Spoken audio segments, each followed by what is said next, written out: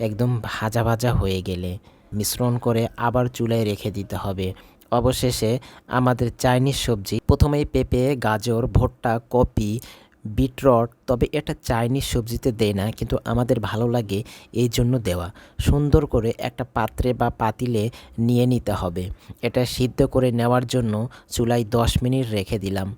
একদম ভালোভাবে সিদ্ধ হয়ে গেলে পাতাকপি, পেঁয়াজের পাতা, কাঁচামরিচ, লেমন গ্রাস দিয়ে চুলায় রেখে দিতে হবে। এখন আমাদের চিকেন রেডি করতে হবে। এখন একটা পাত্রে পরিমাণ মতো চিকেন নিতে হবে।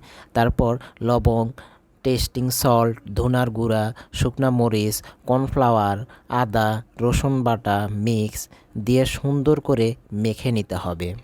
একদম ভাজা ভাজা হয়ে গেলে সিদ্ধ করা সবজিতে চিকেন ঢেলে দিতে হবে। তারপর ভালো করে মিশ্রণ করে নিতে হবে। মিশ্রণ করে আবার চুলায় রেখে দিতে হবে।